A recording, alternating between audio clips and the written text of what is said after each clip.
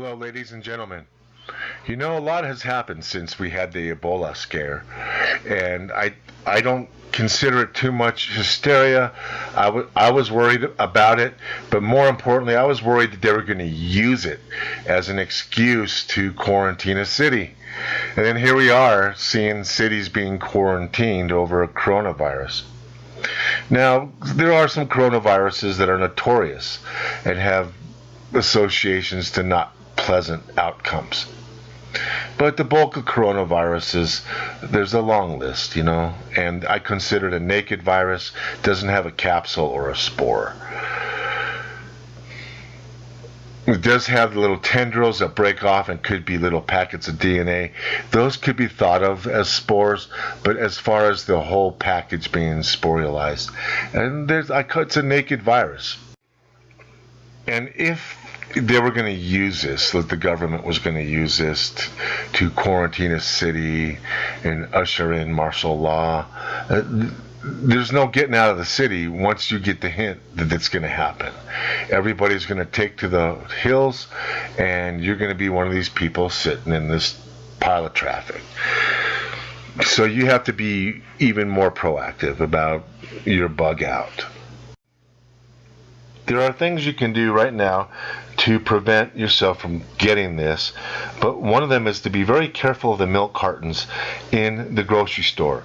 They're notorious for, you can harbor and hold viruses for a long, long time on condensed water on a milk carton. And then you refrigerate it, and it just preserves your virus. So you want to wash your milk cartons. Don't drink directly out of the carton unless, of course, you've sterilized the carton. Wash it off first. It's very important. The other thing too is hand contact surfaces. You've got to sterilize everything.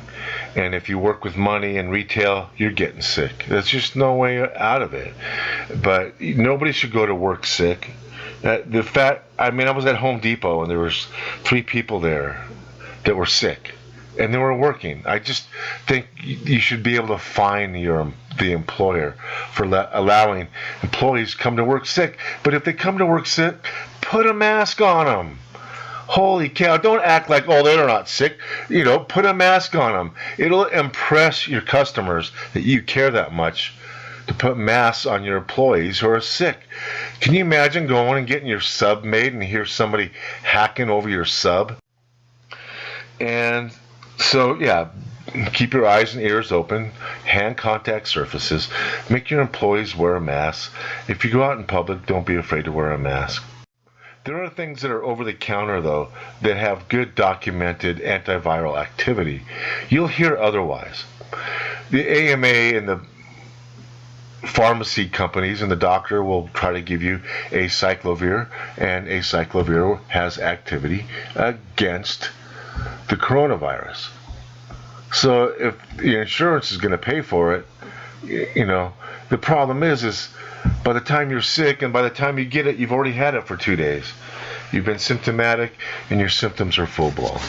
So you need something the minute you feel like you're getting sick. You need something right now to do something about it. Silver is well-known antiviral. It's also antifungal and antibacterial for some bacteria. And I don't know of anything that's all 3: antifungal, antiviral, antibacterial. The colloidal silver is the only thing I know that does that. We get colloidal silver in our eyes when we were babies. Millions of us have silver put in our eyes when we were born just to protect us, just in case, from the herpes virus, which can cause blindness. People are often confused about silver. A lot of the stuff you see in retail that says colloid is not colloid. I'm ashamed to tell you. If it's clear, they put it in a blue bottle, but if it's clear, it's not colloid. It's ionized silver, which attaches to the chloride in your stomach, forming silver chloride.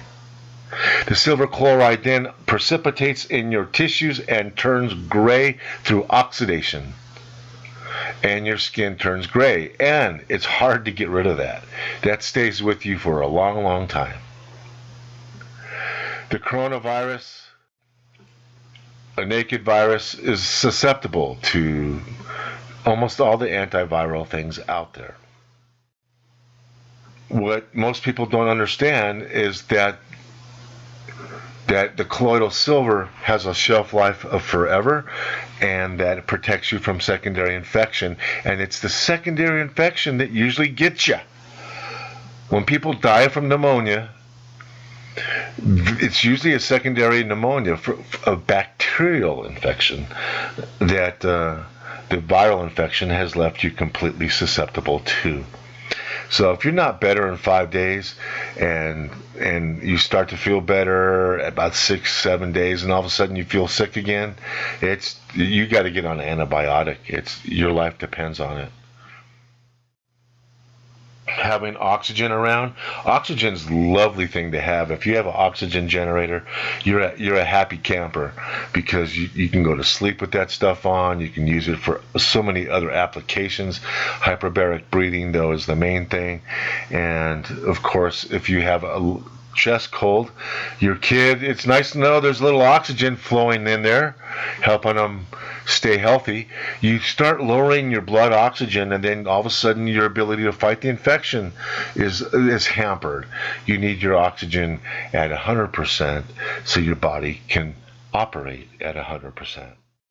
So oxygen concentrators are nice to have. That's all I got to say. Humic acid is the best kept secret. A lot of people know about colloidal silver just for the reason I just showed you. Babies get that in their eyes. But humic acid is fastly emerging as a very effective antiviral component, more effective than anything else on the planet. The humic acid attaches to almost all viral particles. I'm not going to venture a guess that it'll attach to all viral particles, but it's an electropositive versus electronegative. They attach like magnets, and it adheres to the virus like Velcro, and prevents the virus from sticking to your cells, and prevents the virus from replicating. When it's used with silver, those two are probably your most two potent antivirals that you can take at the same time. It's also very, very important that you have some vitamin C on board. Vitamin C does other things than just antiviral. It is antiviral, and it's different kind of antiviral than the humic acid. It works at a different location. It works at a different level. It works at the RNA level. And humic acid is more of a sheet that wraps around the entire virus. So having them both on board is a very powerful synergistic blend of antivirals. You get the silver going, and I don't know how you could ever I don't know how you couldn't get rid of your cold. So my fear isn't just that they're going to use this, but my fear is that there's some legitimacy to the virulence and the complications associated with this. We do not know the mortality rate. We think we know, and the way China is, I don't think they're going to tell you anything.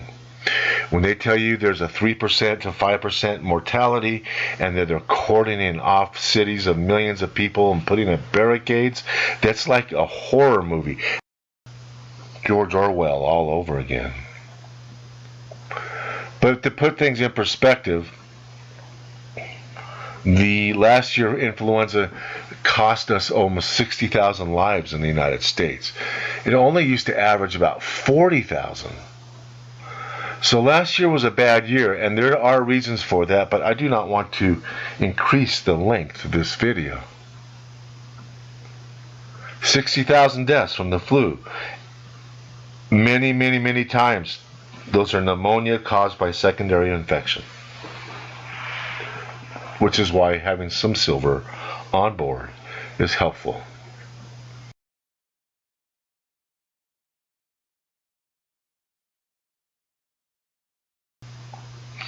The doctor can prescribe acyclovir. It prevents replication. If the insurance is paying for it, it's for free. There's nothing wrong with your liver. I would think about taking it if it's free. But I just don't think you're going to be able to get it on board soon enough. By the time you're symptomatic, by the time you see the doctor, it could be 24, 48 hours. And anything that's replication oriented in viruses, gosh, when you get it early, it's so much more effective.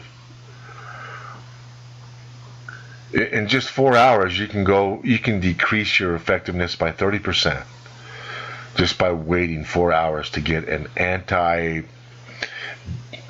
sequencing, anti-transcription medication. Vitamin C is anti-transcription, and so is acyclovir. So that's a pretty good protocol. Vitamin C, humic acid, colloidal silver. The colloidal silver also can be used to make a nose spray, nasal wash, so you can spray it directly into your nose if you get earaches. I know people who've put just a drop in their ear and their earache went away. But the most important thing is to remember how important prevention is. And if you work in retail, wearing gloves is okay. It keeps you from touching your face. When you handle money, you can just take those gloves off and put new ones on. You can still use hand sanitizer on top of the glove. You can use hand sanitizer. I think every time you handle money, you should go right to the hand sanitizer. I really do. And if somebody's like throaty or sniffly, you should scold them for going out in public. You should start shaming people for perpetuating these epidemics that kill 60,000 elderly. But small children are susceptible as well. So that's a pretty good combo, I think. I'll leave the protocol in the show notes, in the comment box. Please do not take those protocols and start copy and pasting them on the internet. Please do not do that. You're going to make it hard for me and yourselves to get these items. People are going to panic buy, and you're going to be out of it. And the price is going to go up. So, paste these protocols in the comment box. Paste them onto your computer. Send them to your closest family. Do not publicly post them on bulletin boards. Do not do a news article. And problem is when people start copying and pasting too and paraphrasing, somewhere a zero gets left off or added on, and then now your dosages are way off. Remember that an ounce of prevention is worth a pound of cure. Telephones, light switches, doorknobs, those have got to be sterilized. And it's very, very important that you do that. And if you have a kid who's sick, he eats in his bedroom. And you have to use good hand washing. And it's really, if you've got a kid in daycare, it's almost like worth it to stay home with them. But sick people should be wearing masks. That's the bottom line. And if I've seen sick people working with food, and it infuriates me. And if they would just put on a mask, I know you're saying, "Look at me, I'm sick," when you put on the mask. But the bottom line is, it's offensive when you're sniffling and throaty and you're making my sandwich. I just want to grab the manager and shake him. I want to say one last thing about vitamin C. It does other things too that humic acid and colloidal silver does not do.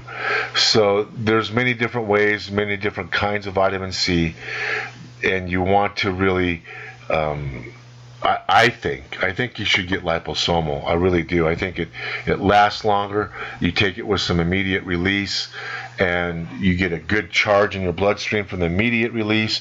You have a nice sustained blood level with your liposomal. If you can't do liposomal with your immediate release, get yourself some 1,000 milligram tablets. They're timed release, and that'll help stabilize. And Lipo-C also absorbs into the cell sometimes better than water soluble, depending on your hydration level. So that's a pretty good combination. I can't imagine any virus surviving that combination of humic acid, colloidal silver, and high dose vitamin C. So I'll leave the links to these products below. You can comparison shop. They're cheaper than what the manufacturer sells them for. So yes, we're doing okay with it. So I'll leave the links for the products if you want them. But until next time, remember, an ounce of prevention is worth a pound of cure.